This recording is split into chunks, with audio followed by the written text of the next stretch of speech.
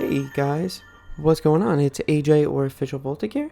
Welcome to my shiny only playthrough of Pokemon Legends Arceus. So first things first, we need to go over the rules of this challenge. So the first rule that I have in place is that all important battles must be shiny only. Now an important battle is any battle that we need to beat in order to progress the story. These include all of the noble battles, all of the alpha Pokemon that we have to beat, and any other battle that stands in our way of progressing. The exception to this is the Volo fight, because we cannot get a shiny before that fight.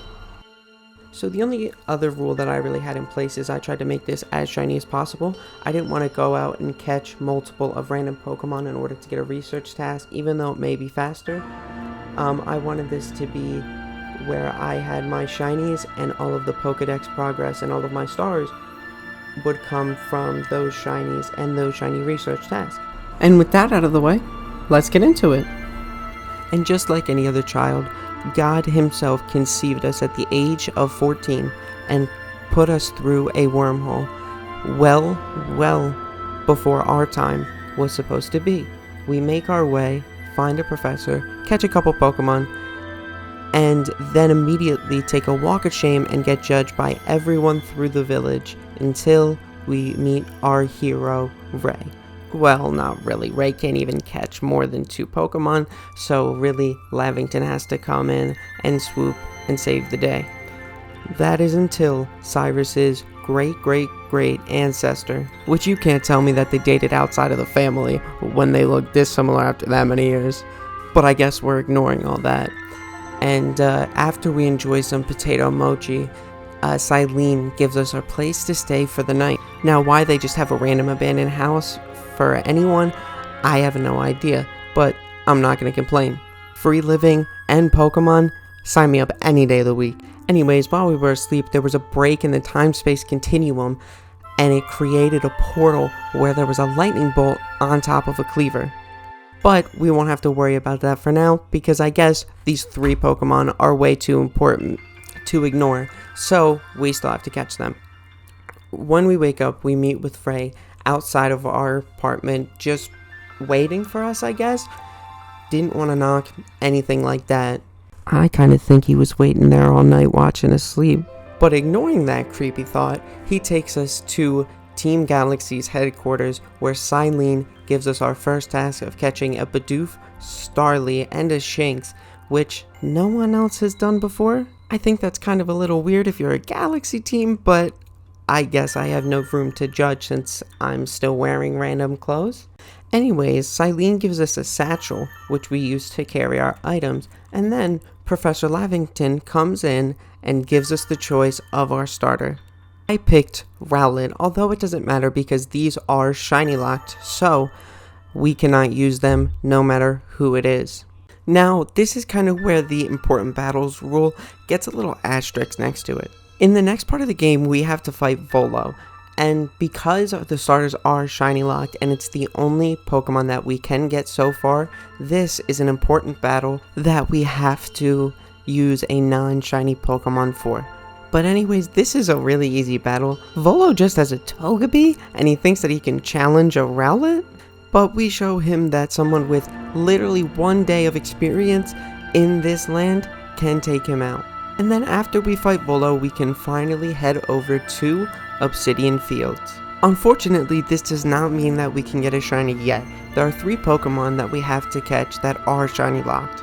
These 3 being the 3 that Silene gave us the task to catch, being Bidoof, Starly, and Shinx. Now these 3 are really easy to catch. The Bidoof doesn't run away, doesn't try to fight you, so he's an easy catch. The Starly, you just have to hide in the grass to catch, and the Shinx does actually battle you, but you can just throw 1 Pokeball, and it was an easy catch. And after we do all of that, we achieve Team Galaxy history as being the first person to catch 3 Pokemon.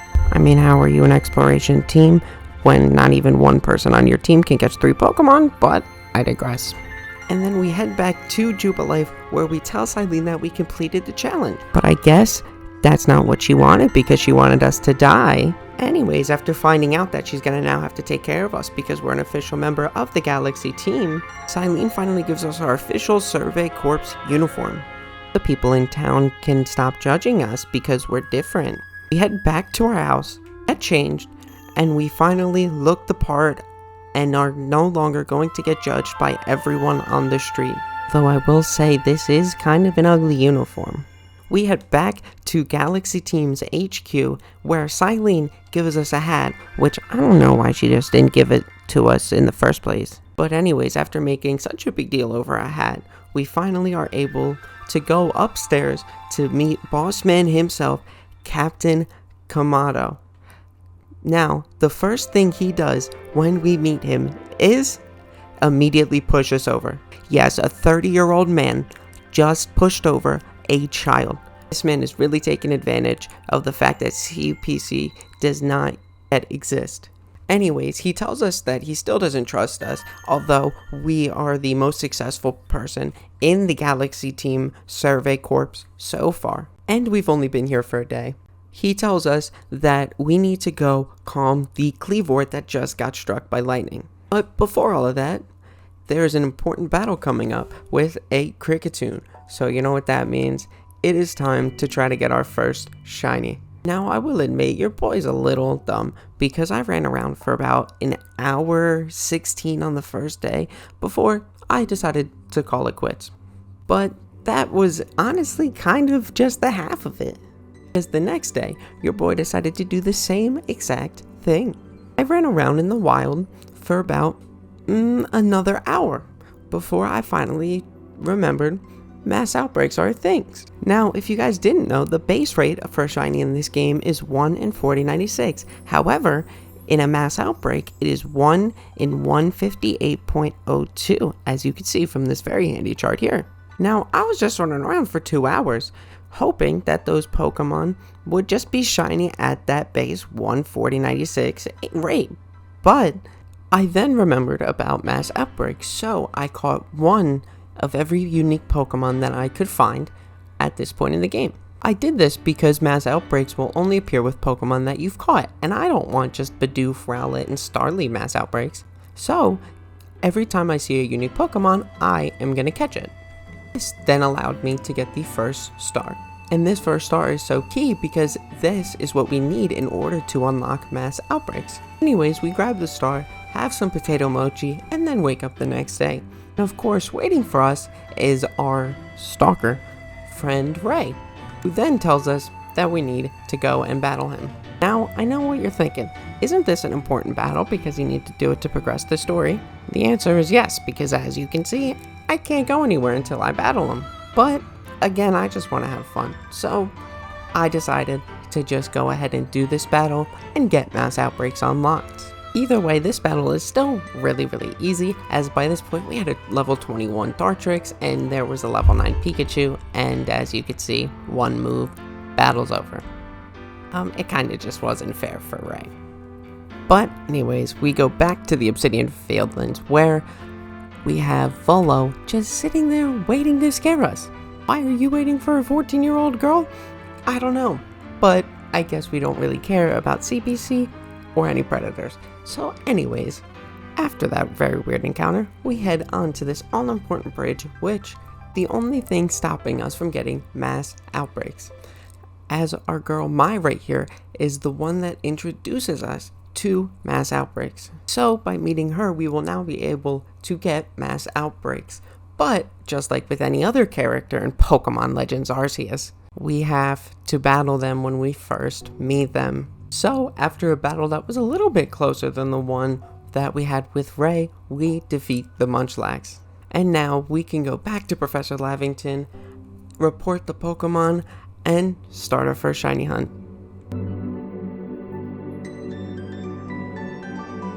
Now unfortunately for a lot of these clips, I don't have my initial reaction because I just didn't have the microphone recording, so I apologize. However, this reaction was kind of underwhelming because as you guys see, Shiny Ponyta right there, bang. Now in any other game I would be ecstatic to get this shiny Ponyta. However, we get a shiny Ponyta guaranteed in this game through a request. So as you guys will see later on, this is going to be our second shiny Ponyta. Well, technically first, and the other one's going to be our second, but either way we're going to have two.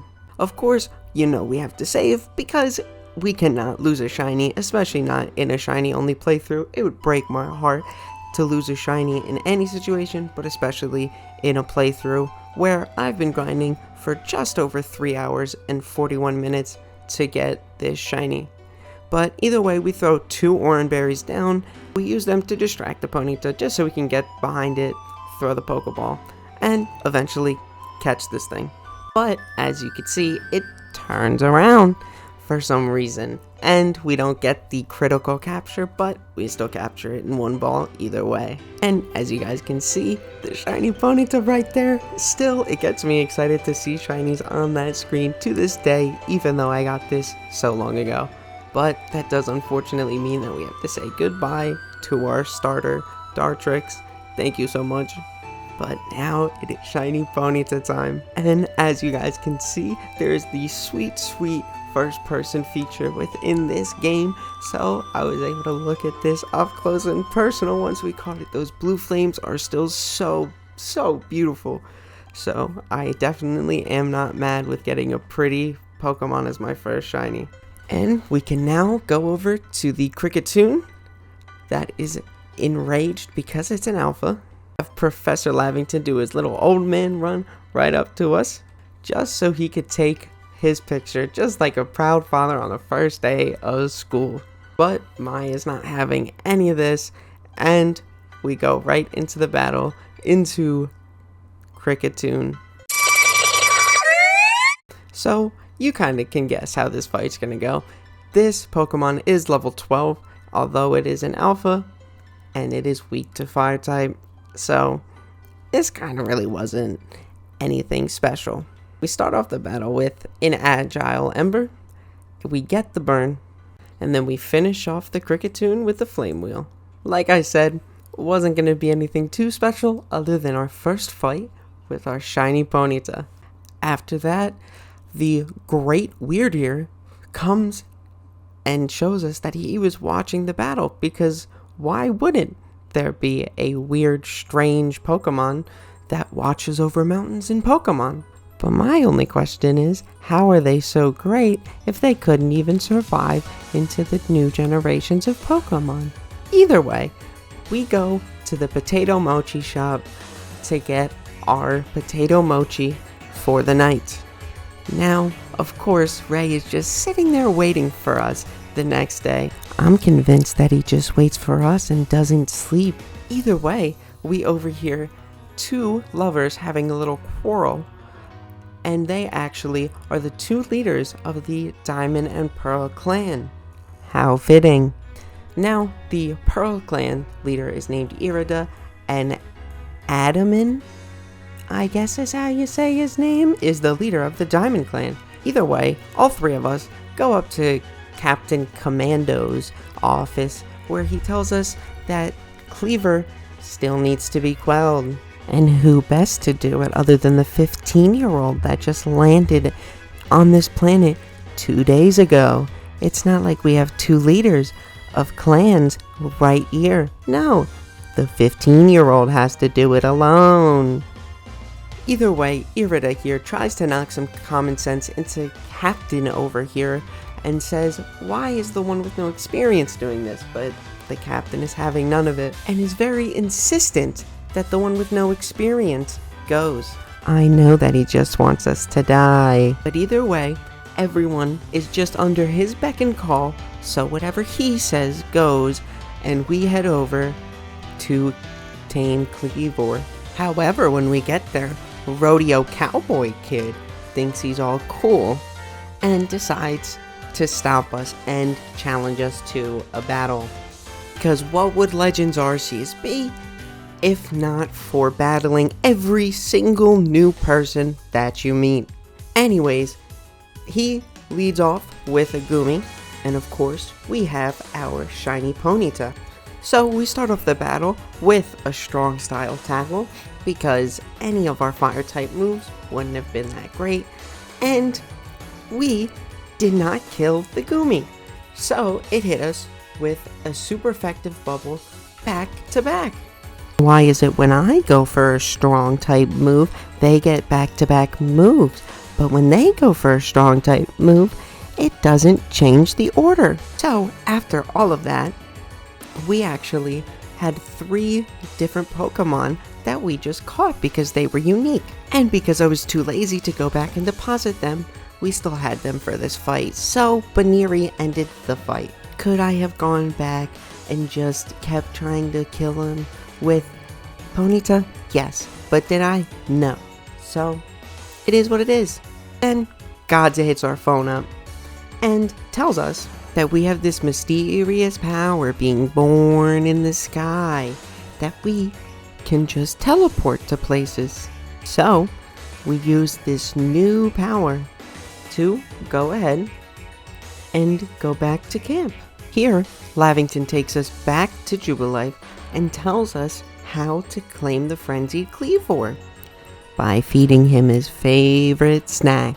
Now, I don't know how Oreos are supposed to help us from Double Axeman, but I guess we gotta trust the professor.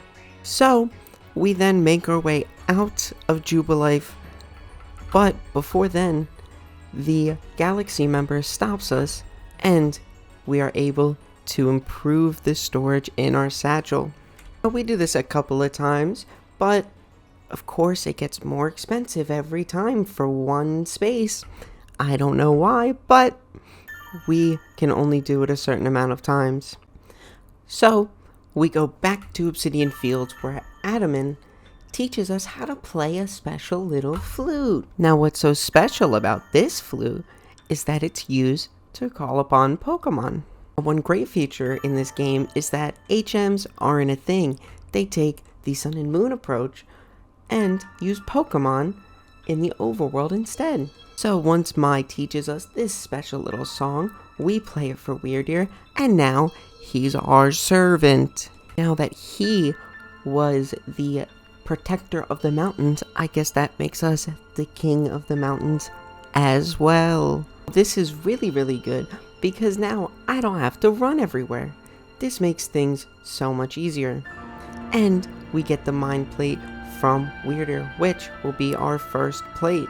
We then end up teleporting using our magic sky powers back to where Cleavor is. And instead of letting us tame the Cleavor, Iridic here decides it's the perfect time for a battle. So, Cleavor, the monstrous giant axe-hand man on the loose, just has to wait a little bit while I destroy her Glaceon with a couple of flame wheels. Iridic here clearly doesn't understand the fact that Double Axeman could kill us at any moment.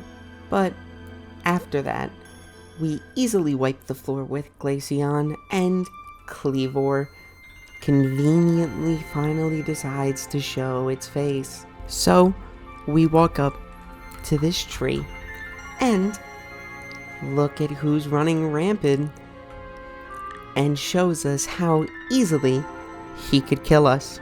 Now, for these fights, I will at least try to use my Pokemon to the best advantage that I can, even though you can solo these without touching Pokemon.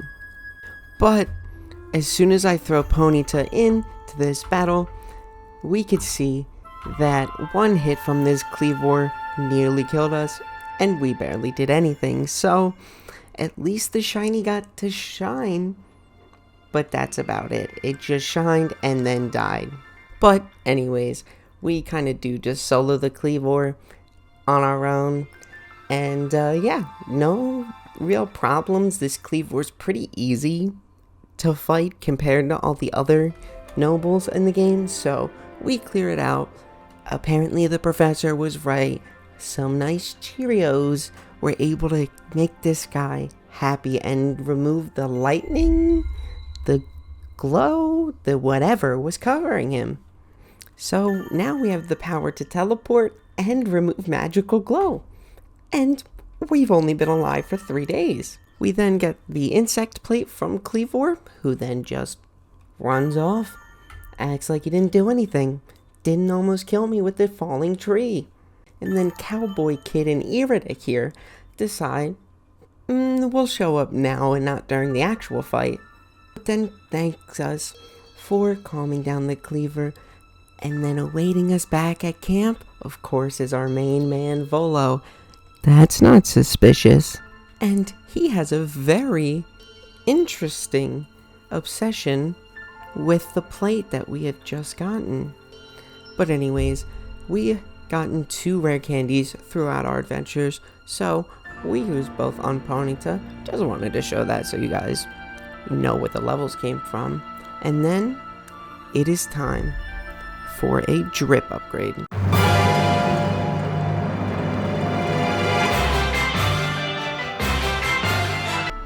Yeah, that's about it. So after we acquired a nice outfit and we took off that horrid uniform, plus we got our hair did, we see the new barber in cahoots with Captain Comodo. Then we find out that there's an Ursaluna, a new Pokemon in the Hisui region, who we have to kill as well. Wouldn't you know it, we aren't allowed to go until we get another star rank for the Galaxy team. No one could take care of catching 3 different Pokemon, we can't go until we get 50.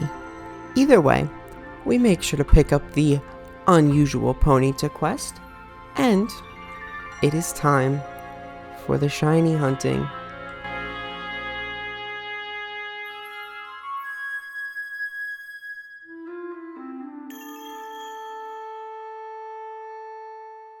So then, as we need more stars, I decide to shiny hunt, and after our first mass outbreak, right there, as you can see on screen, Orange Pikachu. Now, this is a shiny that I really like. I really like the Pikachu shiny. I think that it's a great spin on the original one, and just look at how pretty it is. I gotta say, I love this game so much, and I really do love the feature where you can go first person, and specifically for this run too, this made this feature so much better for me. I absolutely love it. Look at him sit. This shiny is so cute. I absolutely love it, and I was ecstatic when I got it. Now, we gotta nickname our Pokemon. I can't believe that I forgot this earlier in the run when we got Ponyta, but we got our Ponyta named Chopper, and then we got our Pikachu named Robin. Now, I'm sure that anyone who is also a fan of the show has already guessed based on those 2 names alone, but I've been on a One Piece kick very heavily recently, so these Pokemon are all going to be nicknamed after One Piece characters. Now, as you could see, I'm looking at the research task for Pikachu and Ponyta because I am not star rank 2 yet, but I did want to show that because I wanted to show you guys that I'm trying to do these research tasks and get these stars with only the shiny Pokemon, but obviously I want to have fun, and those 2 things aren't gonna happen if I gotta keep grinding shinies just to progress in the game. So just a forewarning. But after we get the Pikachu, we head over to the Obsidian Plains and we see the unusual Ponyta. And the only reason that I'm getting this Ponyta is because it is a research task, plus might as well have a 3rd team member. So we then go ahead and nickname this Ponyta Zoro as Best Straw Hat, and this is our first male shiny. But with that, it gives us just enough research points to get to star rank 2. And Cylene's great mother, grandmother, sister, all in one, because give us that 2nd star. And right before we go to the next place, Ray our stalker friend decides it's the perfect time for a battle. Now, what possessed him to battle me when he's so obsessed with me so he should know that I am just superior? Who knows? But Zoro, with one flame wheel, takes out the Mime Jr., which is 4 levels above him. Then he decides to bring out Pikachu and is able to actually take out one of our Pokemon with a quick attack and then a strong style Thunder Shock. But our other shiny Ponyta isn't too happy about it and takes out his Pikachu with the Flame Wheel. So, just like that, Ray is defeated and we are finally able to make our way to the second location, Crimson Mirelands. Now, we're already 25 something minutes into the video and we're only in the second location. So, from about here on out, I start to speed things up in the editing process, and I hope that this shows. But we are introduced to space-time distortions, which I only bring up for something in the near future. But either way, Volo, comes to challenge us with a baby Pokemon. Why these people keep coming at me with baby Pokemon, I don't know. But just like that, the Togepi is gone very quickly. And then we go to the next location, which we were tasked to go to. I have no idea why, but we go here and we are introduced to the Misfortune Sisters. I mispronounced their name, and honestly, I'm glad I did, because these people suck. They are so annoying. I can't find a redeeming quality in them. But either way, we have to battle one of them, and I'm hoping that you guys can just guess how this battle goes by now. But they lead with a Toxicroak, we lead with our Pikachu, Robin, and very quickly, just as the battle started, the battle is decided, and we get the stolen wall fragment back from them. We are then able to put the stolen wall fragment back, and Caliba finally decides that we are worthy for battling Ursaluna. Now, she doesn't let us catch him for some reason. Doesn't matter because it's not shiny, but that means that we gotta defeat him. But as you guys would probably guess, if you know their moves, they know a ground type move, and one after another, the Ursaluna takes out my team. So what better time to go and get a fashion makeover than right now. Now, I wasn't able to get any clips of my new fashion outfit like I did with the first one, and I apologize because it's like that from here on out.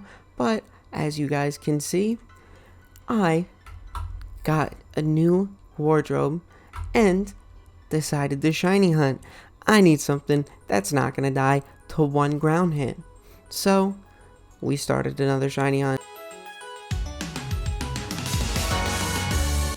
And after a hunt that took over 5 hours in order to complete from start to finish, we finally see a shine. And I gotta say, I was so relieved that we finally got a shiny. Now, when I tell you that I was physically losing my mind because everyone was like, oh, shinies are just a constellation prize in Legends Arceus, I was gonna flip if I heard that one more time during this hunt. But after 33 mass outbreaks with no shiny and 172 Jubilife resets, we fail the Bidoof. So that's why we saved beforehand, because if you guys didn't know, if it runs away just like it did then you just restart your game. and it's right back. So that is now twice that I failed this one Pokemon. But it's perfectly fine because third time's the charm and we get the Badoo. Jesus Christ, I was gonna scream. Relief that I got when I got this shiny. Oh, it just was a weight off of my shoulder. Now, I'm specifically throwing in the clip here of showing that I fed the Badoo the candies because, if you guys didn't know, that is an amazing way to increase friendship in this game. And since Badoo, or Nami, which we nicknamed it, evolves via friendship, we needed as much of that sweet, sweet friendship as we can get. So we go back to the Ursaluna. This time we go in with Robin. Keep in mind, the levels are going to be a lot higher now because of all of the mass outbreaks and just everything that we did within those 5 hours. So 27 Robin goes in for Thunder Wave. I was an idiot, forgot it doesn't affect the ground type, and immediately die. Then we go into Chopper because Hypnosis, doesn't matter what type you are, Hypnosis can affect you.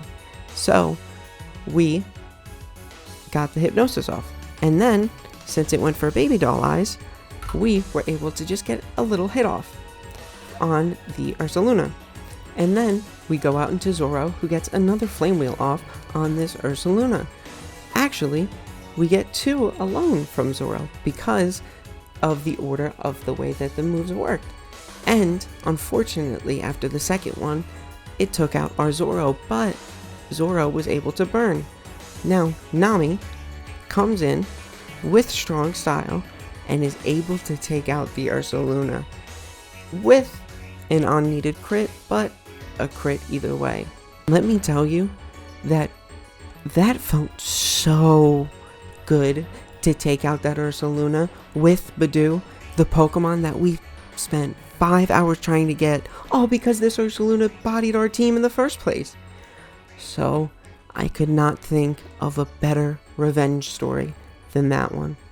But after the fight, we get gifted the Earth Plate from Ursaluna, and we are able to get the next star rank. Oh my god, it feels so good. So now we are able to just progress without having to get another star. So we go up to Kamado's room where Adaman is there, and suspiciously enough, Mr. Potato Mochi himself. But we ignore that, and Kamado here tells us that we have to quell our next Pokemon. Adaman here is smart enough to realize that this is an urgent issue, and maybe we shouldn't battle at a time like this. Irida. But then Caliba comes back, and she's with the new hairdresser. Irizu, which I just found out in this moment is her name after beating the entire game, actually is the one that solved all the issues from the last one for us. So we don't need to go out and get the food because Irizu already did that for us. And without the issue of needing the food, and without the issue of having to battle someone right beforehand, we can kind of just go right into this fight. It seems that the Diamond Clan is actually the more productive one. So we then have to fight Lilligant. And this fight, it's one of the easier ones.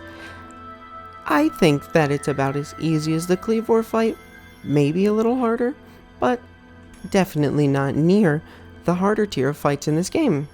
So we will easily be able to take this one out, but first we have to watch this elegant dance.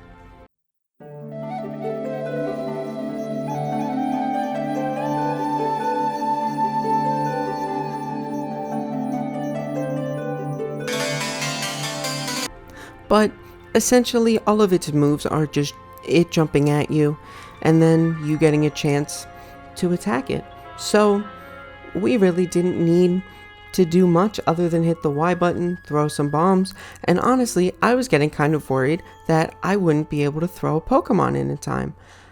And I actually made that come true myself. Now, there was one moment, if you guys saw, that I could have thrown out my Pokemon, and I didn't. And that's on me. I wasn't paying attention, and I was just throwing bombs, and that was a missed opportunity for me. I would like to say that it's a grass-type Pokemon. I have 2 fire types. It really wouldn't have changed much, so I think that this is an okay pass. Then Volo comes up to us after we get the metal plate from Lilligant, talks to us real weird like, and then we decide it's time for another drip upgrade.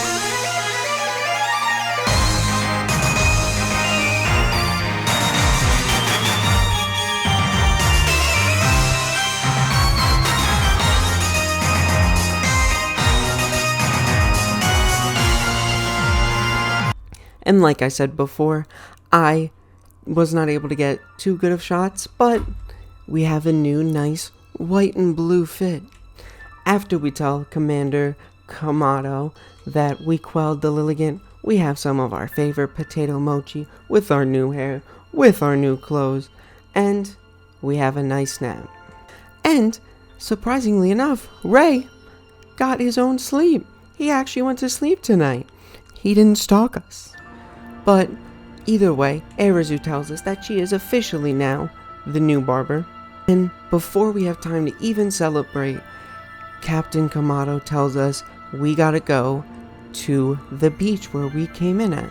And here we find people who have mysteriously arrived on the village, just like me. But unlike me, they don't have to do any special tasks to live. Anyways, after we go deal with that mess, we finally are able to feed Nami 5 small candies, and it is enough to get her to want to evolve. So we finally are able to evolve the Badoo that we spent so long getting. We're able to turn her into a beautiful Rosalia with the black and purple petals. I love the shinies that are minimal but also noticeable. I know that's contradicting. They gotta be my favorite shinies, and Rosalia falls within that category. But anyways, after that, we are able to talk to Captain Kamado once again and immediately go to Cobalt Coastlands.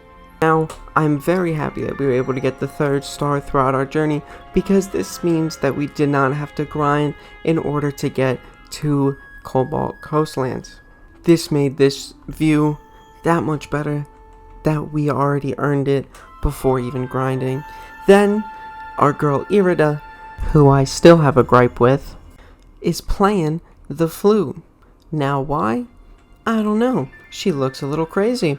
And you know what? She is a little crazy. But either way, we listened to her play this beautiful song. We didn't disturb her. We didn't do anything against her. But you know what? She immediately wants to battle. Because it wouldn't be Irida if she didn't get her ass kicked every time we saw her. So she leads with not 1, but 2 Pokemon, being Glaceon and Eevee, but really no problem for our fire type. So after we make quick work of Irida, we head over to the grave of the once noble Growlithe. I know it's Arcanine, but Growlithe sounded better in the sentence. Either way, we are introduced to the new 2 Growlithe, who are the kids of the noble Growlithe.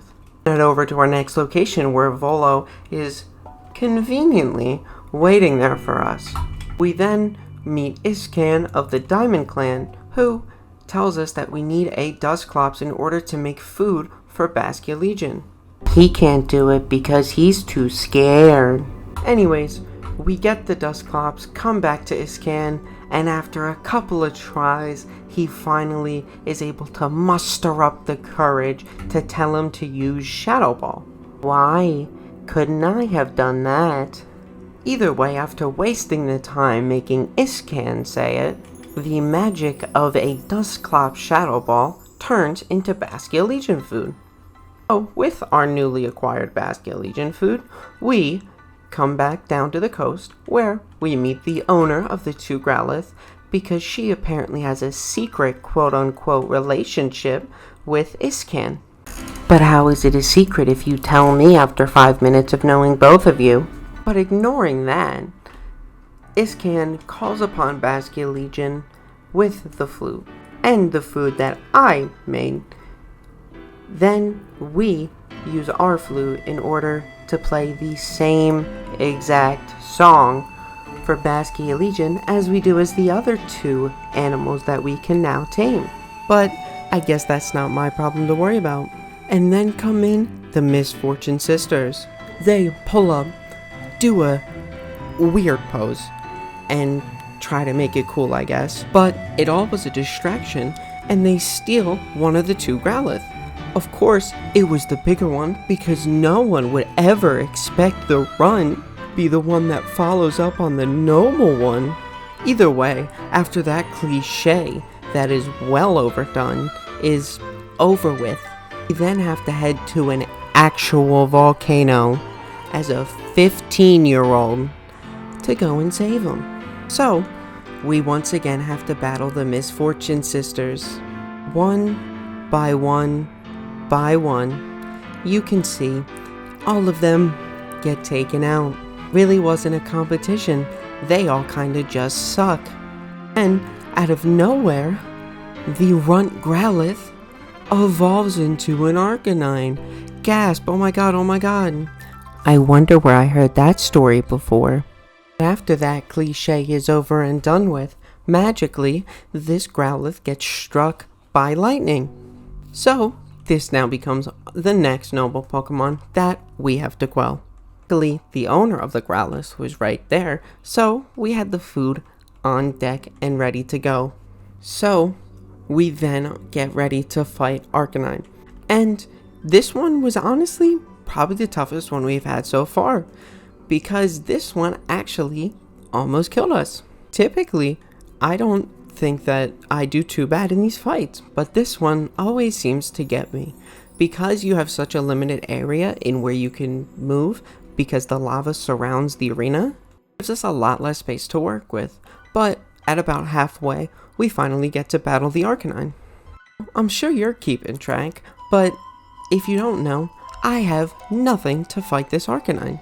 There really isn't anything in my offensive powers that I can use to fight it with my Pokemon, so it ends up wiping my team. So just like the Cleavor fight, we come in and battle it on our own. And once again, we nearly died, but we are able to defeat the Arcanine without any trouble. So we throw the last bomb, quell the Arcanine from its madness, remove the glow, and this once Runt Growlithe is now a beautiful Arcanine. And after all of this, we go back to our boy, Professor Lavington, and head back to Jubilife. Here, we end our day off once again with some nice potato mochi, our favorite. Then we go to bed, but when we wake up in the morning, there's a random stranger outside of our door. Now, this person claims that they came out of the sky just like we did. Of course, they can go free instead of having to prove themselves in order to survive. So, we ignore that, go to Captain Kamado, and he tells us that there's another noble that we have to frenzy. Now, I know that I'm the best person in the Galaxy Clan because I can catch more than 3 Pokemon, but can't Adaman or Irida just do something? But before we could even worry about that, someone interrupts Kamado, Adaman, and I. And since they are a new character, you already know we gotta battle them. We have to prove ourselves to every single person? I don't know. But once again, they try to jump us with the Leafeon and an Eevee, but our fire type makes quick work of them. Then we go to Silene, who calms our egos down real quick and tells us that we need another star before we could take a foot into the next area. So, it is another time for a shiny hunt.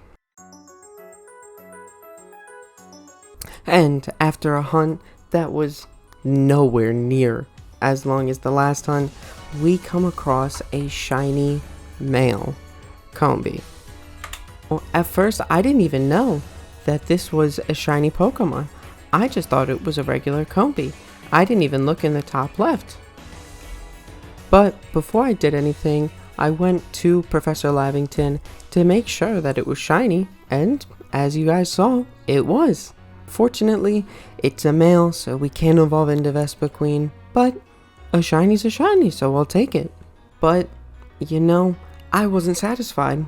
I wanted at least one more shiny, so that means it's another shiny hunt. Now, this next Pokemon took about as long as the other one did, and as soon as we come over this hill over here, we see this beautiful yellow Shinx, and we even got to witness it shine, which honestly, we haven't seen for a bit.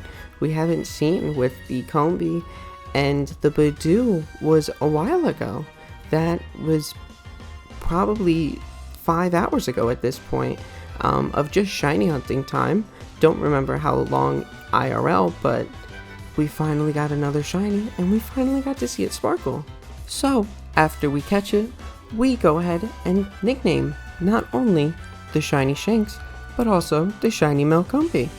Now, once again, I was on my One Piece grind, so I of course had to nickname these two with the theme of the rest.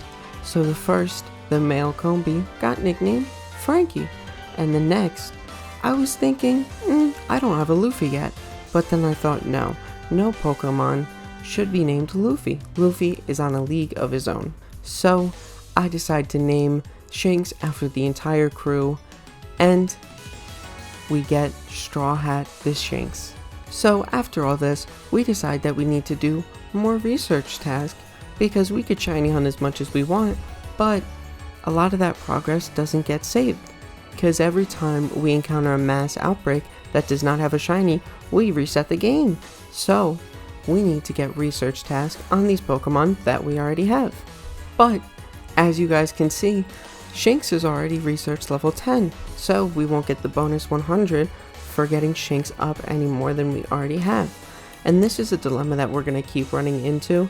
So at about this point in the game, I start to catch normal Pokemon that aren't shiny, and we catch them in bigger quantities in order to get these research tasks more filled up. But this does not mean that we can't do some stuff now. So because our Shinx is already level 15 and research level 10, we go ahead and we evolve them, and we get a beautiful Luxio. Now, the only thing that I will say about the whole Shinx line is that I feel like it's really overdone. I personally love this shiny. The yellow is so beautiful, but I feel like everyone goes for shiny Shinx. So that's why I wasn't too happy to get this, but Luxio is really, really pretty. But with that being said, I managed to find a space-time distortion, which is why earlier I brought it up, if you remember. And in that space-time distortion, we didn't find any shinies, but we found a Thunderstone. Finally, after all of this time, and after collecting so many satchels, we are able to get the Thunderstone and not spend a single merit point. It's really, really important because we had exactly enough merit points for only one evolution stone. So we are able to go to the shop and get the shiny stone for Roserade.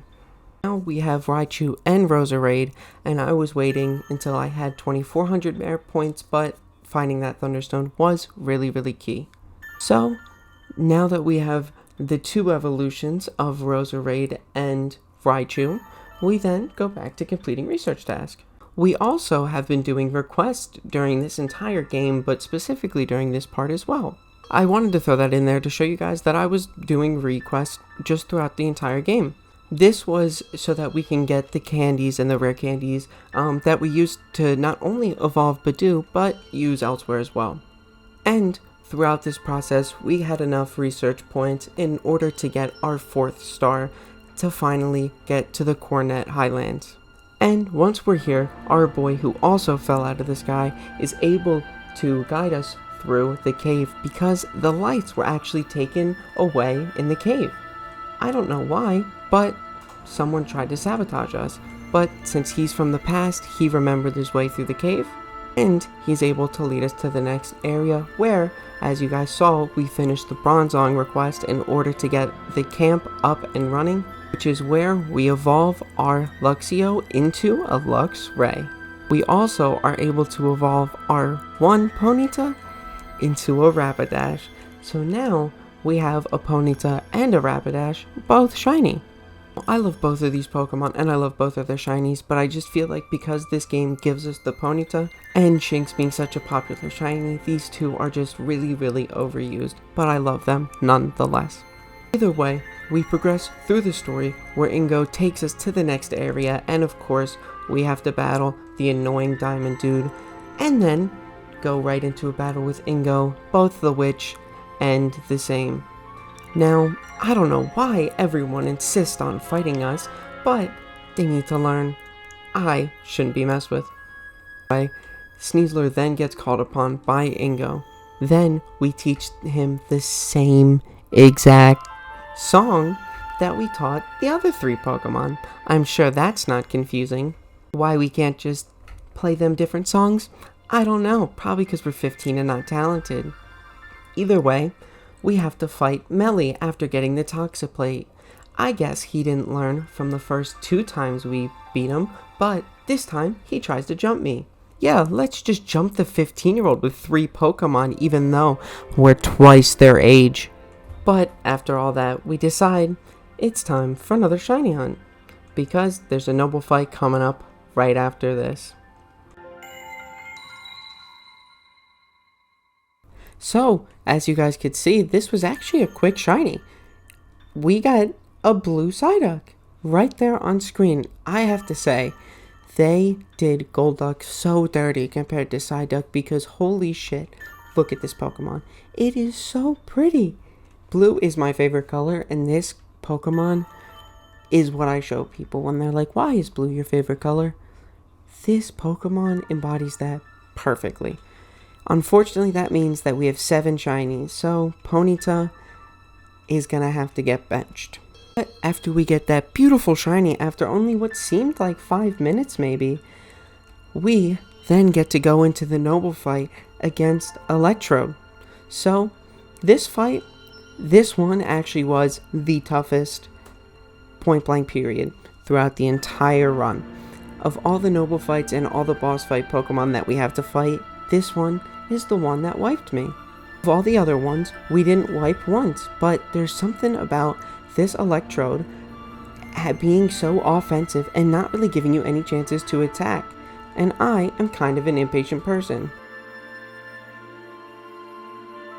Let's go! Let's go! Let's go! So we are able to get the Electrode down enough to where we could attack it with our Pokemon. And actually, unlike all of the other nobles who have either killed all of our Pokemon or where I wasn't even paying attention, we actually are able to take down Electrode and actually get the bombs to be more effective against him.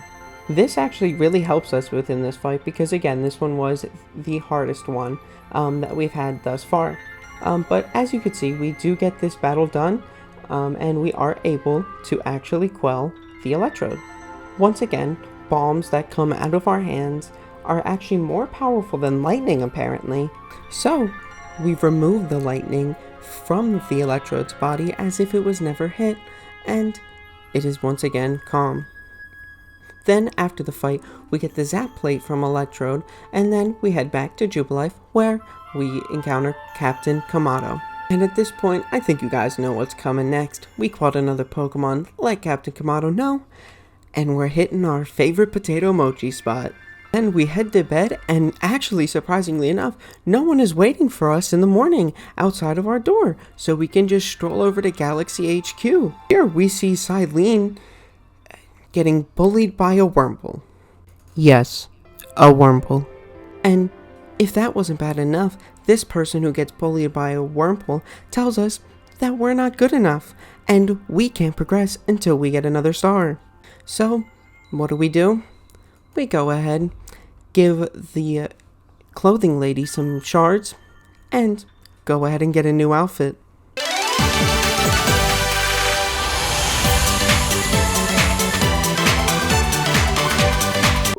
So we went with a nice orange and pink kind of vibe, warm colors to combat the cold of the next area. However, I do have to say, I missed recording the shiny. Now, we get a shiny Toxicroak within this mass outbreak that I'm showing right now, but I ran out of storage and was not able to show the shiny that we caught, but you guys can see Olivia, nice in our party, and we got her. I also didn't record us getting the 5th star, but as you guys can tell, we're in the next area, so we obviously got the next star. Then we go ahead and meet our next character, which you all know what that means. Another character, another battle. I don't know why he's shirtless and is squatting in the random of the cold. I don't know who he's trying to impress, but sir, I'm 15. Anyways, ignoring the predatory actions of this man, we actually demolish his team. We have a Rapidash, he has 2 ice types. It was pretty easy. But then, we see a random little girl on her own with the Braviary just right next to her. Then we come to find out that we actually have to chase this girl up a huge mountain. But that's not all, because once we go inside the building that we had to chase her to, we have to do 3 puzzles. And then, after all of that, we have to fight her 3-on-1. Who let you be this high maintenance? But without a choice, we keep going and decide to fight her. This battle's pretty easy, as after we take out the Electivire, both are weak to water, so we take out all 3, and you would think that's it. But then we have to fight the Braviary, and after all of that, we finally can play our flute, and Braviary is finally one of the hive mind. And we receive the Sky Plate from Braviary. We then use Braviary to go on top of the giant ice structure, which we just fought at with the dude who squats, and we receive a text from Arceus on how to get Eternal Ice. I love having God on speed dial. Anyways, we go back to this dude who does an absurd amount of squats in the blizzard with no shirt on. Sir, just put some clothes on, please. But after that uncomfortable showing, we finally verse the final noble. Now, Avalugg is another one that honestly gave me a little bit of trouble. Just like Electrode, I wiped. Avalugg has a very interesting range of attacks. The first attack, with him just spewing out the ice, is really easy to avoid. But then once he starts using the ice shard attack, where he just beams you with attacks over and over, you have to hit near perfect rolls back to back to back to back. So I wasn't able to do it the first time. This also doesn't help by the fact that I got hit by 2 attacks that were pretty easy to avoid within the hindsight of everything. But, you know, I wasn't being the most careful, and that's why I wiped. And with all of these battles with the nobles being on 5x speed, it is very apparent that this Avalugg one was actually the longest. The first attempt took me the longest out of any of the nobles. Honestly, might be 2 noble fights combined. Hide the length that Avalugg took. And that was just with the first attempt alone. But this second attempt went very different. I actually was able to send out my Pokemon. I started with a Flare Wheel on Rapidash and it burned the Avalugg. However, he took out my Rapidash pretty easily. And then I came back with the 4 times effective Earth Power and was actually able to weaken him a lot. Now that weaken from the Pokemon battle really helped me, and honestly was probably the reason why I lost in the first one, because I just didn't have that. Also, I was able to dodge those moves perfectly within the second one, and I have to say, I am quite proud of myself. I guess that Elden Ring did pay off in the end. But with that being said, the lightning goes away from the gigantic Avalugg. I do just have to say, this is the Avalugg that we just fought compared to a person. And this is a normal Avalugg compared to a Burmite. How did the Avalugg get that big? Either way, we then get the icicle plate from this gigantuan beast, and we are able to return to Captain Kamado, who finally welcomes us after we put 5 nobles to rest. You know, not a single person did any other noble, and I did all 5, so, you know, I hope that I earned the respect from them, but, you know, I digress. Then we go to our favorite potato mochi spot with a very nice glow on our body and a perfect setup to there being quote-unquote peace for the rest of time, which really is a foreshadow. Now, this game is filled with cliches, but I think that this one's the worst because right as we go to bed, we're supposed to wake up to peace, but instead, we are woken up by a giant Bakoom. Get it? Like kaboom, but opposite. Anyways, after all of that, we wake up and look at the sky, and there are hexagons in the sky. I didn't know Wanda Maximoff was here. Am I right? Anyways, we go right to Captain Kamado, who immediately accuses us, the person that quelled the nobles, the only one that was able to catch 3 Pokemon in the entire Galaxy team's history, and promptly just kicks us out. After all we did for him, this is how he repays us.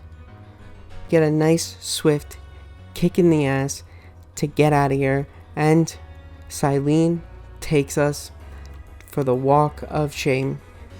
So we make our way out the door, and Silene, being very snappy, might I add, leads the way as every single person in town watches us, calls us scary, won't even let us get another haircut, buy another outfit, get something else from the store, nothing. We walk by the house where we once stayed, that we were given to for free, and every single person just thinks that we are evil. Someone asked how we could do such a thing. Another asked, what would they expect from a random stranger in the sky? After all that, I go to the Pearl Clan for help, and Cowboy Kid turns us down. After all we did for him, we quelled the noble form.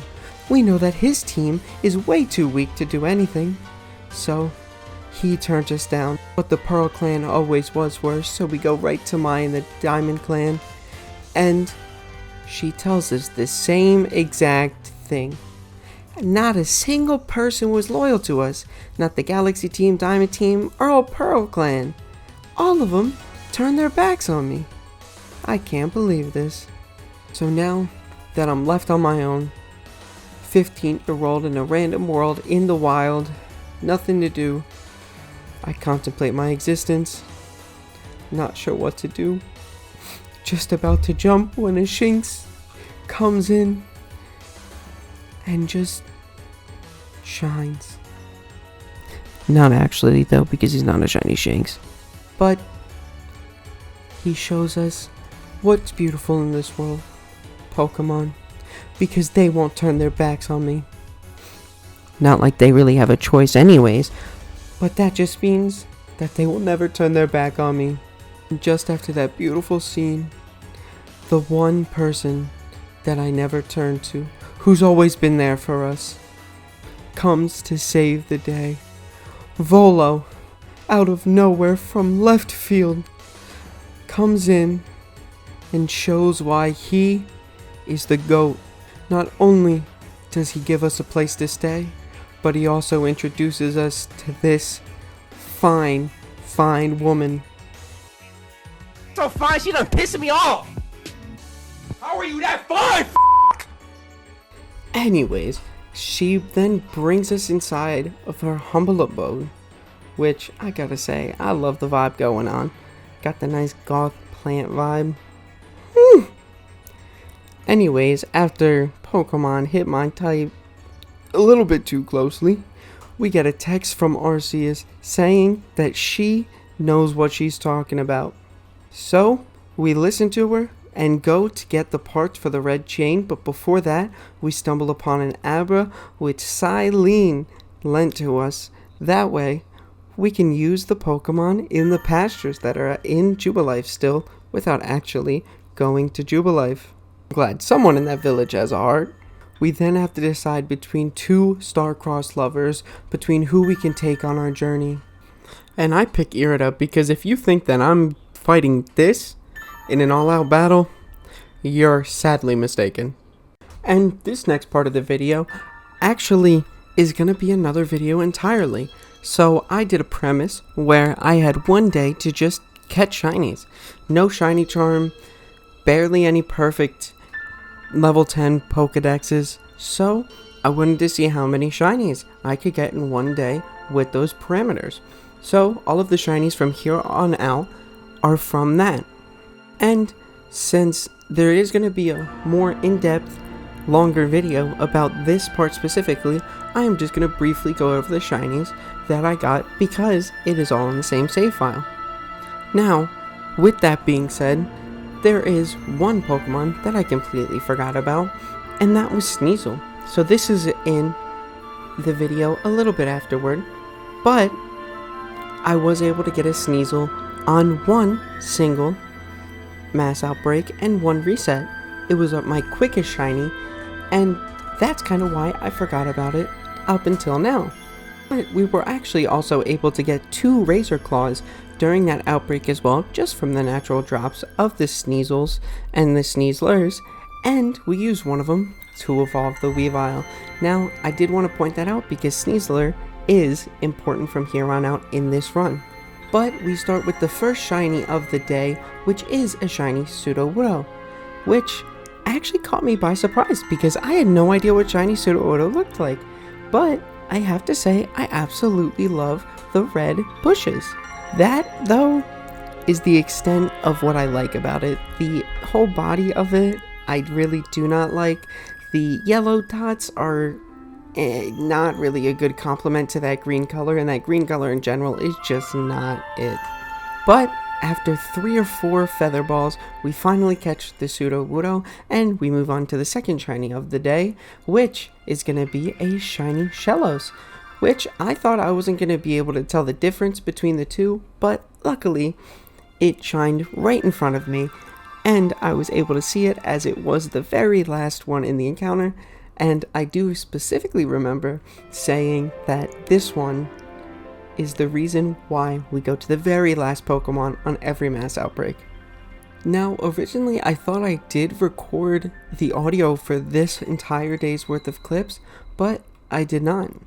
So, if there isn't a video for it, that is why, but always check back here because I will put it down in the comments below whether I plan on making a video of this day or not. It all depends on what you guys want. If you do not care about the shiny reactions, then I could post it. But if you guys do, I may just redo this challenge because it was really fun.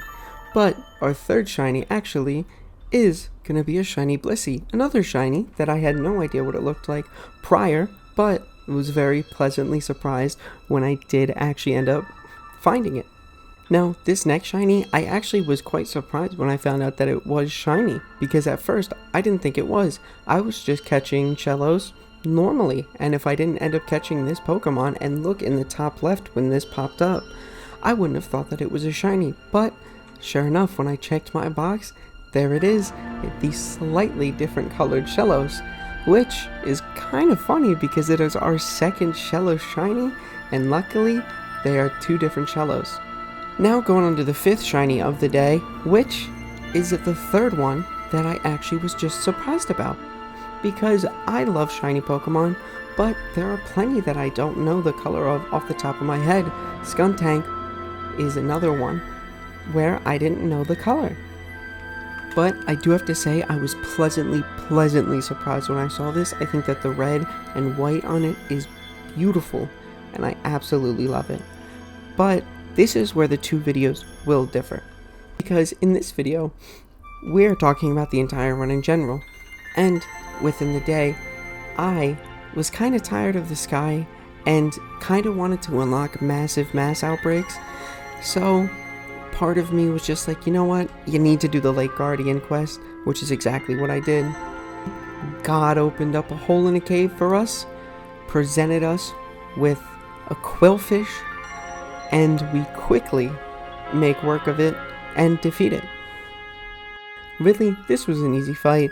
All 3 of these alpha Pokemon are going to be easy fights. They're really just a 1-2 kind of punch.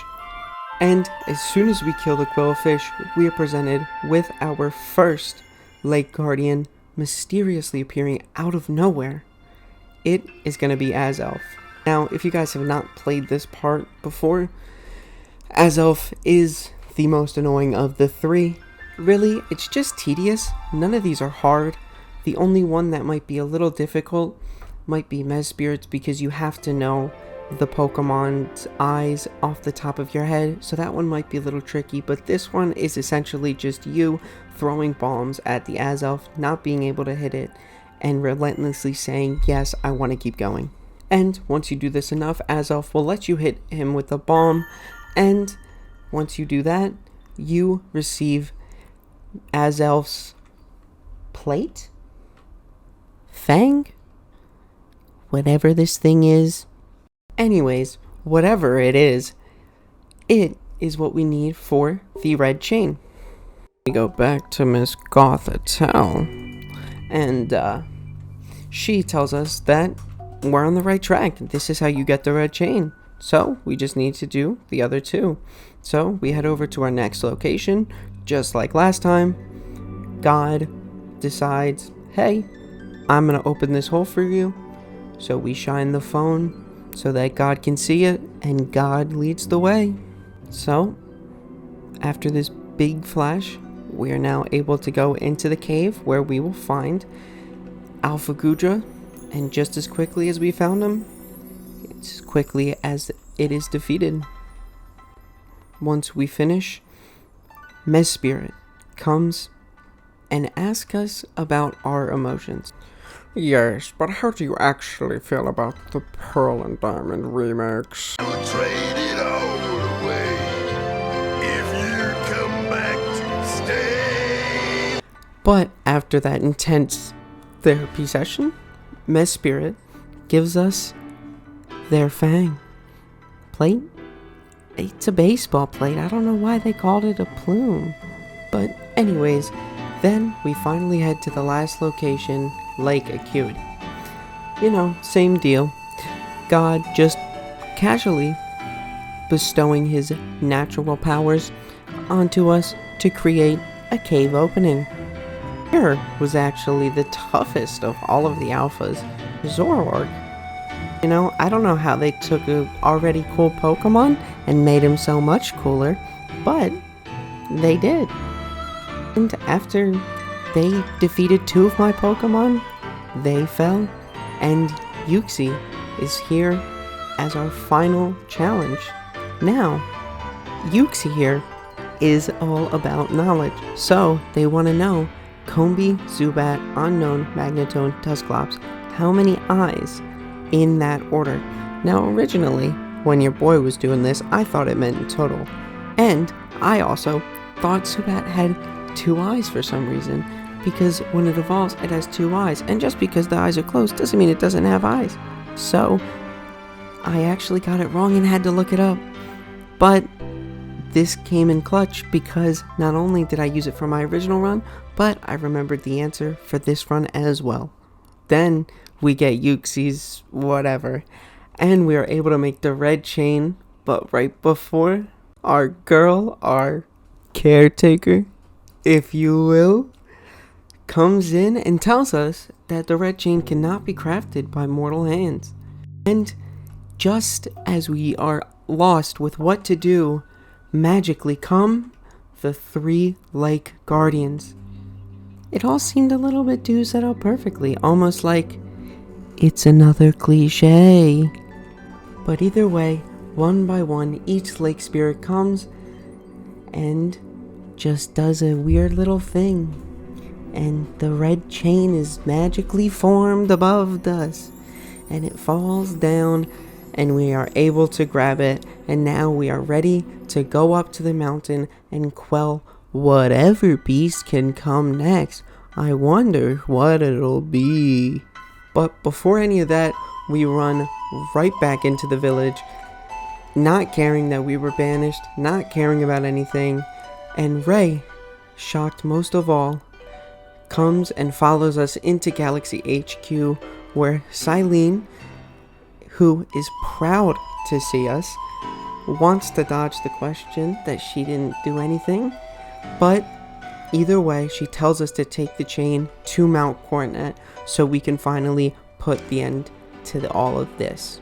But I had my own agenda in mind, as, just like the snap of a finger, we change into our final fit.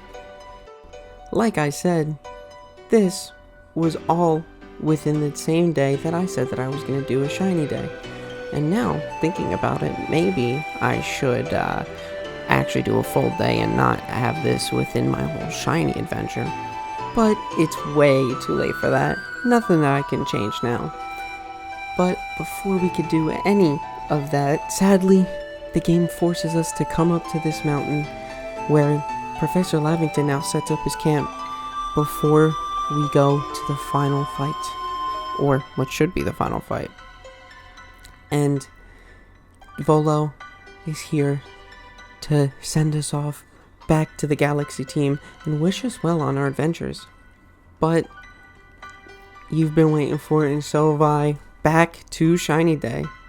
So our next shiny is actually a shiny that I really like, but I forgot to record the capture. As you guys saw the little shine right there, we got ourselves a shiny Haunter.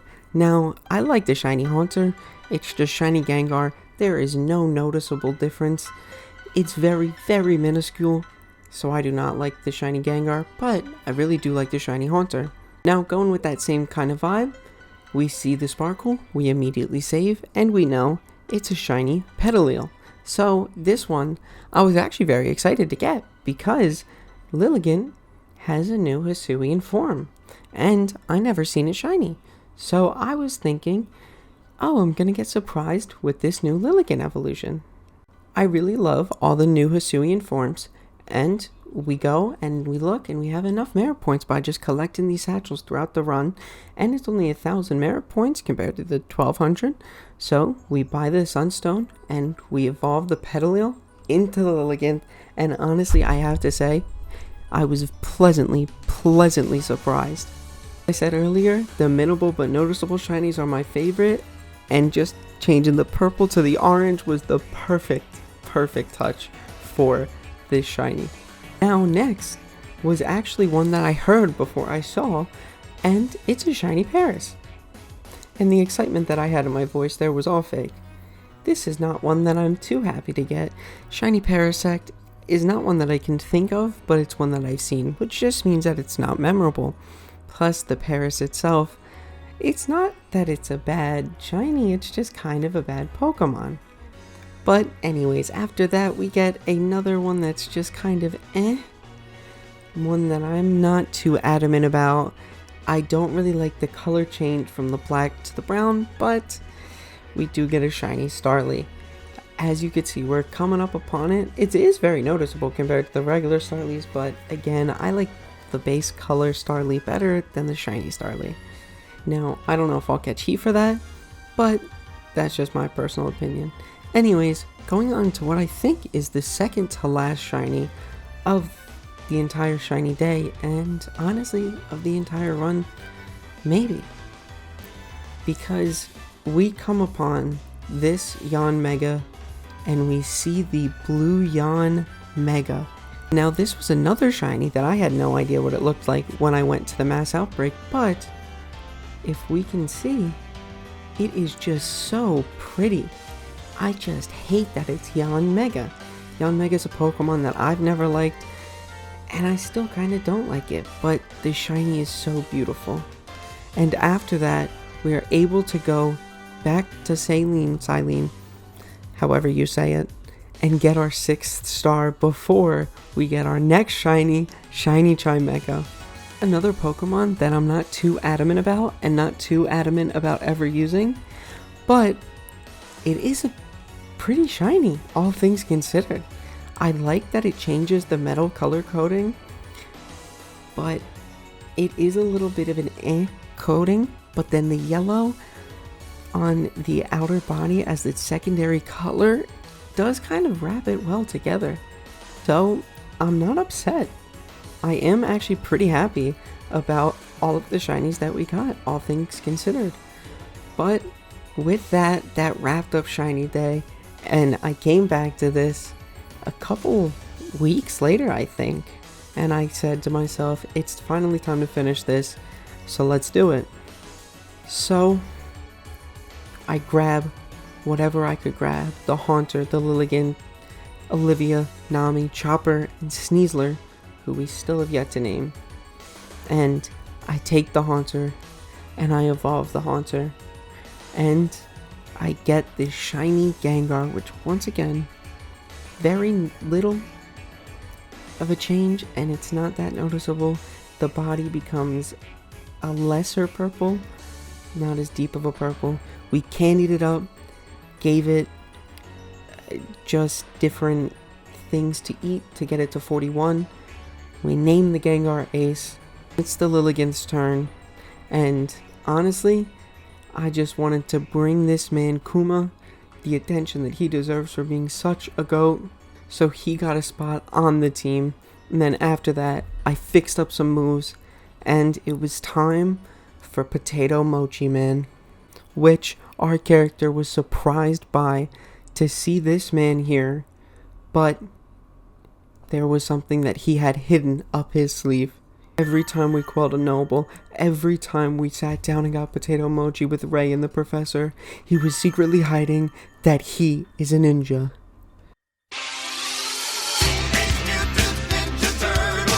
And after the biggest betrayal in our game, we now have to fight Mr. Potato Mochi himself, Galaxy Team's Benji.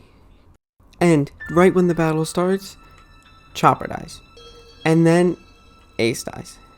And then Dragon dies. And then Nami dies. And then Olivia fainted.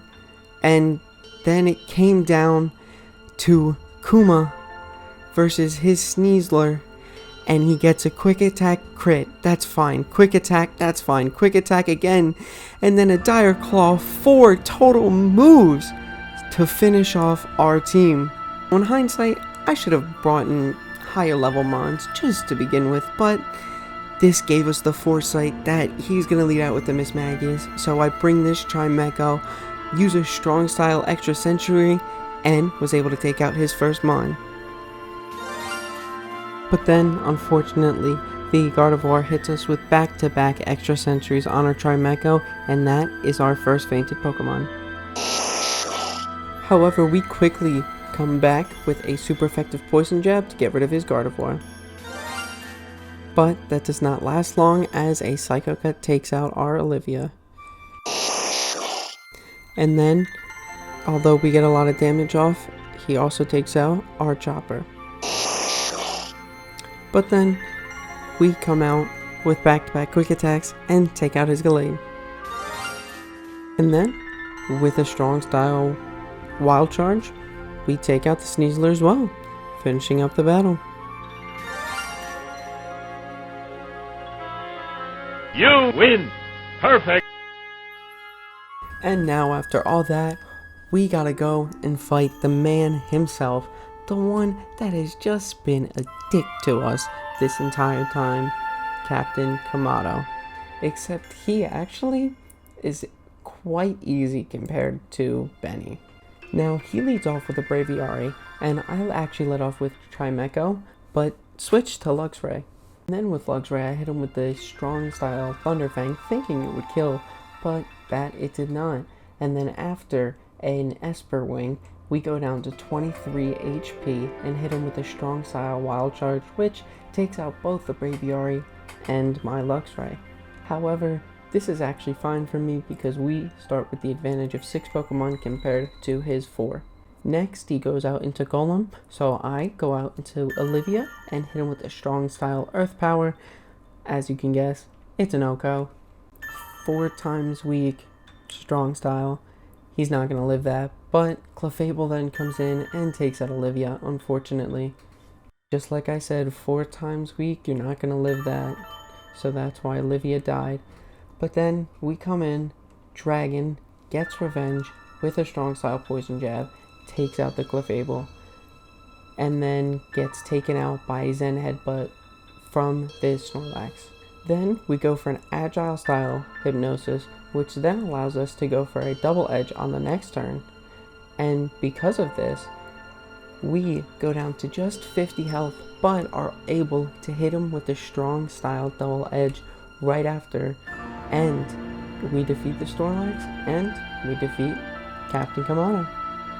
Oh, how sweet revenge tastes. But after unfortunately not kicking him out of the village forever, we go up to the ruins next to witness Palkia himself cause an absolute earthquake and then burst through a portal. Like straight up opens one and bursts through it. This is one of the coolest cinematics in Pokemon, and you can just see the absolute power that these legendaries hold because of these animations in this game, and it is just insane. We can barely stay on our feet, and the only reason we're able to, the red chain. And because we have the red chain, we should just be able to easily catch this Palkia, right? Yeah, no, it's never gonna be that easy in this game. Palkia destroys the red chain. Like, actually breaks the one thing that's supposed to contain him. So it's up to the 15-year-old to save the world once again. But this is actually a forced encounter, and Palkia is shiny locked, which kinda sucks because I don't know if I would have reset for a shiny, but it would have been fun to get a shiny Palkia in this game. Either way, 1 Ultra Ball after hitting him with the Hypnosis, and we catch the Palkia pretty much no problem. And this right here is the exact reason why I picked Irida to come with me and not Adaman. Because although either way you're going to get both Pokemon, one you have to fight in a boss battle, and that is the second one to come out. And in my case, because I picked Irida, it is Dialga, who once again creates its own portal, bursts through it, and then absolutely just puts on a mean mug and is gonna rip us to shreds if we don't get out of there. We dip immediately. We then regroup at camp. I don't know why Kamado's here when he's acting all nice, even though he just kicked us out of the village. But ignoring that, we are told that we need to go and get Origin Ore in order to create an Origin Ball. So we pull up to the place, and of course, the most annoying trio in the game is here to try to stop us. At this point, they're just a montage for me knocking out Pokemon, because that's all they're good for. Luckily, we only had to fight one, but still easy if we had to fight all 3. Anyways, Leon here uses the Sligo to get a piece of Origin Ore, which he gives to us. We then give it to Professor Lavington, who then turns it into the Origin Ball, which essentially is just the Master Ball of this game. I think that it's very, very cool that they used a new type of Master Ball. They introduced one, so hopefully we get different types of Master Balls in other games. Like, I would hope to see a new type of Master Ball in Gen 9, but we'll see. Anyways, we then go back up to the Temple of Sinnoh, hold an Ultra Ball. Don't know why it's an Ultra Ball, but we chuck it. It gets absolutely obliterated. And then Dialga destroys the entire ruins. Just cuz. What? You literally have a 15-year-old going up against something of this power? Something just seems a little off here. After the Galaxy team's about 50th attempt to try to kill me, Palkia here, even though he just became my friend about 5 minutes ago, becomes the most real out of any of them, and actually attacks this Dialga with me. Get to see the sick origin form of Dialga. Yeah, Pokemon clearly had favorites with this one. Like, just put arms on it or something. Don't just do that to it. Anyways, this is exactly why we chose Irida. That way we can fight Dialga in this boss fight. We don't gotta look at this Palkia for more than we have to. But this fight, actually, I thought was gonna be the hardest, and I was gonna wipe a couple of times because I did in my original run. But I actually didn't wipe once in this fight at all. Unfortunately, I don't know if we actually are able to show off too many of our Pokemon here, because there was never a opportunity for me to go in and actually fight Dialga with a Pokemon. It's not like the Lilligant where I missed the opportunity, there just wasn't one. But anyways, after the fight, we throw the Origin Ball right at Dialga for a very, very sick capturing animation. Let me say, that is how a legendary should be captured, and that is how it should look when you are capturing that much energy inside of one Pokeball. I absolutely love this game, and the animations make it so much better. But that's about it. This clears up the sky, removes the hexes. There's no more random wormholes in the sky that shoot lightning on Pokemon, and Arceus is pleased. So thank you guys for watching. Put a lot of time and effort into this project in total, from getting the Pokemon and spending 20 something hours, and here we could just see all of the Pokemon in the overworld for one more time. But spent a lot of time editing as well, and I hope that you guys enjoy. If you do, like, subscribe, comment, all that good stuff. And yeah, hope to see you with the shiny video and the next one. Peace out.